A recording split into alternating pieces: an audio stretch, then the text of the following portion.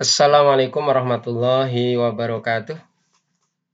Pada pertemuan kali ini kita sampai pada bagian yang ketiga dari bab 3, yaitu Quran Surat Al-Baqarah ayat 204 sampai 206 dan sebuah hadis tentang melestarikan lingkungan. Quran Surat Al-Baqarah 204, Bismillahirrahmanirrahim. Wa minan nasi may yu'jibuka qawluhu fil hayatid dunya wa yushidullaha ala ma fi qalbihi wa huwa aladdul khisam. Wa minan nasi lan iku setengah saking manungsa. Wa minan nasi lan iku setengah saking manungsa man utawi wong yu'jibuka kang gawokake sapa man ing sira. Yu'jibuka kang gawokake ing sira. Apa qauluhu ucapane man. Apa qauluhu ucapane man. Fil hayatid dunya ing dalem panguripan dunya. Fil hayatid dunya ing dalem panguripan dunya. Wa yushhidullaha wa yushhidu lan neksekaken sapa man Allah ing Allah. Wa yushhidu lan neksekaken sapa man Allah ing Allah alama ing atase barang. Alama ing atase barang. Fi qalbihi kang tetep ing dalem atine man. Fi qalbihi kang tetep ing dalem atine man.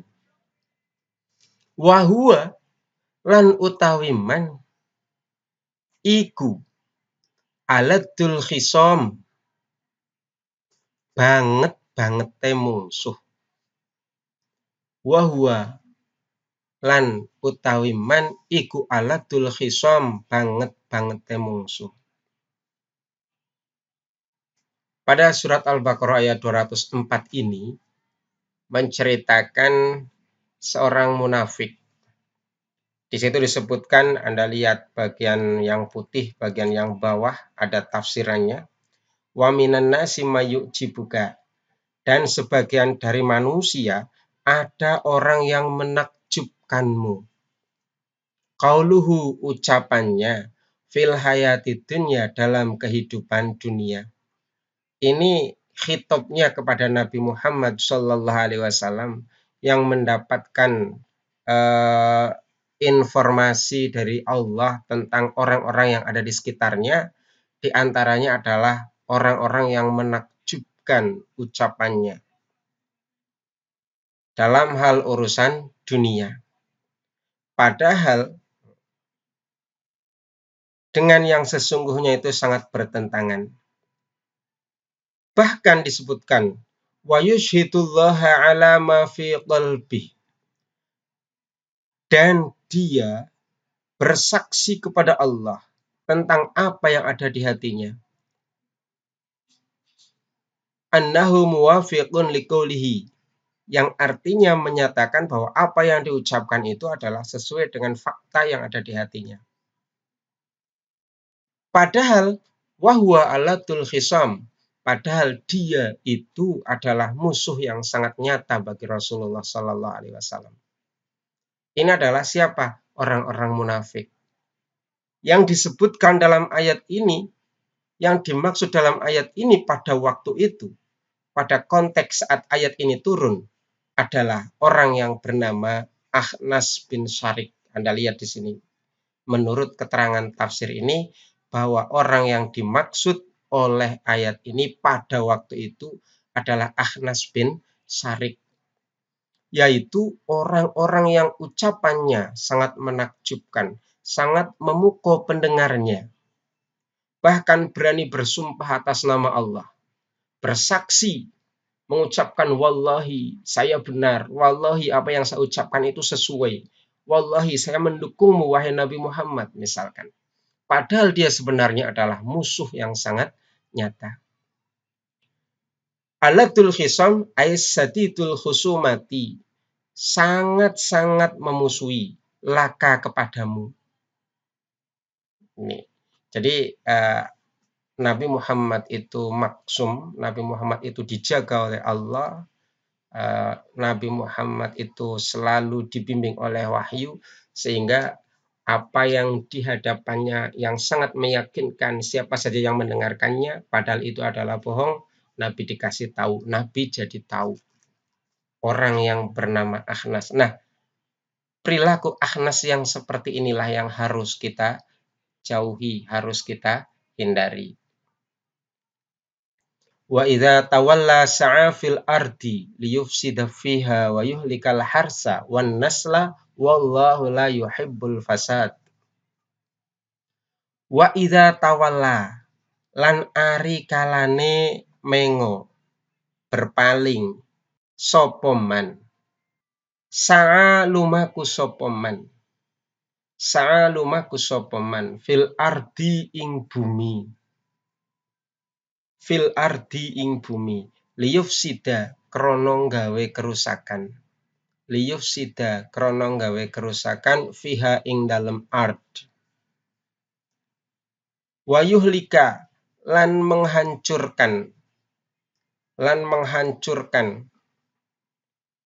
ngancurake al harsa ing tanaman-tanaman, ing tanduran-tanduran, ing wit-witan, wan nasla lan kewan-kewan. Wan nasla lan kewan-kewan. Wallahu lan utawi Allah iku la yuhibbul fasad. Iku la yuhibbul fasad. Ora demen sapa Allah ing kerusakan. Ini adalah perilaku yang disebut di atas tadi adalah orang-orang munafik. Contohnya adalah Akhnas bin Sarik. Wa idza tawalla lan ari kalane mengo ai insorofa ngangka berpaling darimu. Ketika dia berpaling darimu, saat dia itu berjalan, ai masa sa'a berjalan. Fil ardi liyufsida fiha di bumi untuk membuat kerusakan di sana wa yuhlikal harsa dan menghancurkan tanaman-tanaman wan nasla dan binatang-binatang ternak. Ini adalah contoh min jumlatil fasad yang disebutkan kerusakan pada tanaman-tanaman ini adalah nabatiyah, sedangkan wan nasla adalah hewaniyah, yaitu lingkungan hidup. Kerusakan yang ada di lingkungan hidup. Min jumlatil fasad ini hanya sebagian dari jumlah kerusakan. Wallahu la yuhibbul fasad. Dan Allah tidak mencintai kerusakan. Ai layar dobihi. Artinya Allah tidak ridho apabila terjadi kerusakan. Ketika Allah tidak ridho terhadap kerusakan, maka berarti Allah pun tidak suka, tidak ridho kepada orang-orang yang membuat kerusakan. Kalau kita memang ingin mencari ridho Allah, maka hindari diri kita membuat kerusakan pada lingkungan alam semesta ini yang Allah ciptakan. Baik itu berupa tanaman-tanaman, binatang-binatang ternak, dan lain sebagainya. Kita lanjut surat Al-Baqarah ayat yang ke-206. Wa idza qila lahu ittaqillaha akhadhathul 'izzatu bil ismi fasbuhu jahannam wala bi'sal mihad. Wa idza qila lan ari kalane diucapake lahu maring man. Wa idza qila lan ari kalane diucapake lahu maring man.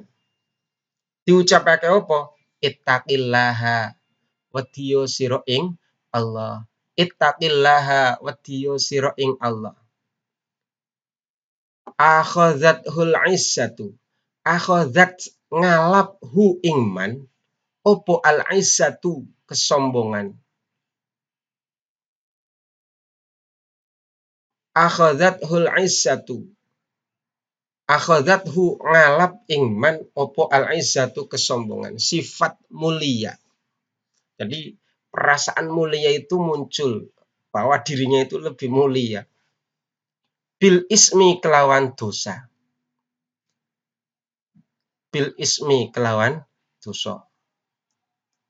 Fahasbuhu mongko cukup kanggo neman. Fahasbuhu mongko cukup kanggo man. Apa jahannam neraka jahanam. Maka perbuatan ini cukup untuk menjadi alasan dia mendapatkan siksa jahanam. Wala bi'sal mihad lan jahanam iku yakti temen saelek-eleke panggon. Wala bi'sal mihad lan jahanam iku teman-teman saelek-eleke panggon. Orang-orang yang dimaksud orang munafik tadi, ketika dikatakan kepadanya, wa idza qila lahu ittaqillah, ketika dikatakan kepadanya, bertakwalah engkau kepada Allah, ittaqillah, takutlah engkau kepada Allah, ay fi fi'lika. Artinya apa? Dalam perbuatannya itu, jangan teruskan kau berbuat kerusakan, takutlah kepada Allah. Akhadzathul izzah, maka muncul kesombongannya. Karena apa? Sifat al-izzah itu membawa dia untuk menolak pesan agar bertakwa, agar takut kepada Allah. Bil ismi, dengan berbuat dosa. Artinya dia berbuat salah, melakukan kerusakan di bumi, ketika diingatkan agar takut kepada Allah, dirinya malah merasa bangga dengan kesalahan-kesalahannya, dengan dosa-dosanya. Hati-hati, ini adalah ciri-ciri orang-orang munafik, diantaranya adalah ketika dia diingatkan agar bertakwa kepada Allah, justru dia itu menolak karena merasa dia tidak berbuat salah, dia merasa sudah paling benar, dia merasa paling sudah mulia. Fahasbuhu aikafihi.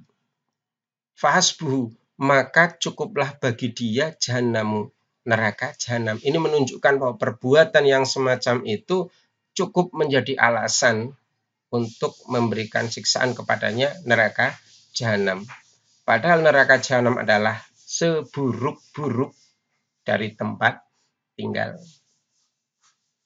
Oke, jadi kesimpulannya pada Quran Surat Al-Baqarah 204-206 ini adalah mengingatkan kepada kita bahwa pada waktu itu, pada saat ayat ini turun, ada orang yang datang menghadap kepada Rasulullah Shallallahu Alaihi Wasallam dengan menyampaikan argumentasi, paparan, uraian, percakapan kepada Rasulullah Shallallahu Alaihi Wasallam yang sangat-sangat menakjubkan, sangat-sangat memukau. Ini dalam hal kehidupan dunia. Akan tetapi sebenarnya dia adalah orang munafik yang antara hati dan ucapannya tidak sama. Bahkan sangat meyakinkannya di hadapan Rasulullah, berani mempersaksikan bahwa apa yang ada di hatinya itu benar, bersaksi kepada Allah Subhanahu wa Ta'ala. Padahal sebenarnya dia adalah musuh yang sangat nyata. Dijelaskan lebih lanjut bahwa dia ketika berpaling dari Rasulullah, dia membuat kerusakan di mana-mana, baik itu flora maupun fauna. Dia melakukan kerusakan-kerusakan alam semesta. Nah, orang semacam ini ketika diingatkan agar takut kepada Allah, apa yang muncul? Yang muncul adalah kesombongan. Karena merasa dirinya itu lebih baik, lebih hebat, dan seterusnya. Merasa bahwa perbuatannya itu sudah benar, padahal melakukan perbuatan kerusakan di bumi. Itu adalah Akhnas bin Sarik pada waktu itu, dan tentunya Al-Quran berlaku sampai hari kiamat. Ayat ini bukan hanya tentang Akhnas bin Sarik, akan tetapi tentang perilaku manusia. Perilaku manusia yang lebih cenderung egonya tinggi, lebih cenderung egois, sehingga lebih mengutamakan kepentingan dirinya sendiri, lebih mementingkan ambisinya tanpa memperhatikan kelestarian lingkungan. Dengan ikut melestarikan lingkungan sebenarnya adalah merupakan ibadah, sebagaimana kalau kita lihat pada hadis berikut. Hadis tentang lingkungan hidup. Hadis ini diriwayatkan dari Anas bin Malik. Ngan Anasin radhiyallahu anhu. diriwayatake saking Anas radhiyallahu anhu. Radhiya muga ngridoni sapa Allah nganhu saking Anas bin Malik. Kala ngendika sapa Anas bin Malik. Pangandikane, kala wis ngendika sapa Rasulullah sallallahu alaihi wasallam. Rasulullah sallallahu alaihi wasallam. Kala Rasulullah sallallahu alaihi wasallam. Wis ngendika sapa Rasulullah sallallahu alaihi wasallam. Pangandikane, ma min muslimin yaghrisu kharsan au yasra'u sar'an fayakulu minhu tayrun au insanun au bahimatun illa kana lahu bihi shadaqah. Ma ora min muslimin setengah saking wong Islam yaghrisu kang nandur sapa muslim gharsan ing wit-witan au yasra'u utawa nandur sapa muslim sarngan ing tanduran. Kalau yaghrisu lebih cenderung kepada tanam-tanaman yang ada di ladang ataupun di hutan atau di dataran. Kalau yang yasra'u itu lebih cenderung pada apa yang ada di sawah dan tegal, tanaman-tanaman. Ma min muslimin ora iku setengah saking wong Islam yaghrisu kang nandur sapa muslim khorsan ing wit-witan au yasra'u utawa nandur sapa muslim sarengan ing tanduran. Fayakulu nuli mangan minhu saking tanduran apa toirun manuk. Fayakulu nuli mangan minhu saking tanduran apa tairun manuk au insanun utawa menungso au bahimatun utawa raja kaya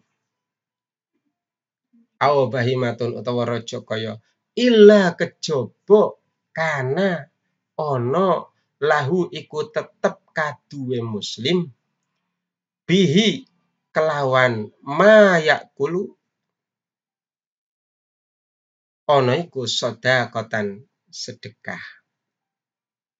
Ana iku sedekatan sedekah. Jadi barang siapa orang Islam yang mau menanam tanaman, baik pepohonan maupun tanaman, pohon-pohon yang ada di sekitar rumah kita, pohon-pohon yang ada di ladang kita, bahkan pohon-pohon yang kita tanam di tempat umum yang boleh ditanami. Seperti misalkan ada lingkungan hijau, siapa saja yang mau menanami silahkan. Ataupun tanaman-tanaman seperti palawija yang di sawah kita, padi, kemudian juga mentimun misalkan. Fayakulu minhu toirun, kemudian ada binatang yang namanya burung ikut makan. Au insanun atau manusia ikut makan. Au bahimatun atau binatang ternak yang sedang digembalakan misalkan ikut nyerobot, ikut makan. Illa kana lahu, kecuali itu semuanya bagi si penanam. Bihi, tentang apa yang dimakan tadi, sodakotan menjadi sedekah. Berarti beribadah itu tidak sulit. Kita bercocok tanam, ada yang ikut nebeng makan, kita sudah bersedekah. Syaratnya adalah muslim. Muslim itu pasrah, muslim itu berserah kepada Allah.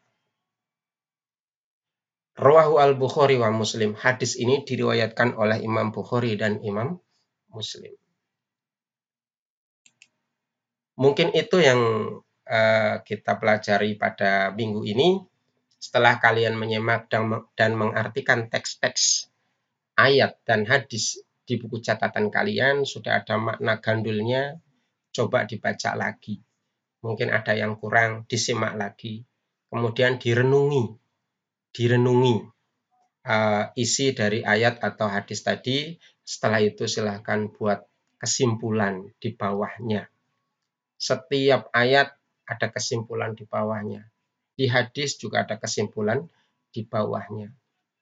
Sedangkan untuk pertemuan yang akan datang, kita semakin dekat kepada penilaian akhir semester yang insya Allah akan dilaksanakan pada awal bulan Desember insya Allah. Minggu yang akan datang kita masuk pada bab 4, yaitu mengembangkan ilmu pengetahuan dan teknologi. Setelah ini kalian siapkan di buku catatan Quran Surat Al-Alaq, Quran Surat Yunus ayat 101, Quran Surat Al-Baqarah 164, Quran Surat Al-Hujurat ayat 6, dan hadis riwayat Abu Dawud dari Abu Darda tentang keutamaan mencari ilmu. Kami ucapkan selamat belajar. Kita akhiri, kita tutup dengan hamdalah bersama. Alhamdulillahirabbil alamin. Wabillahi taufik wal hidayah. Wassalamualaikum warahmatullahi wabarakatuh.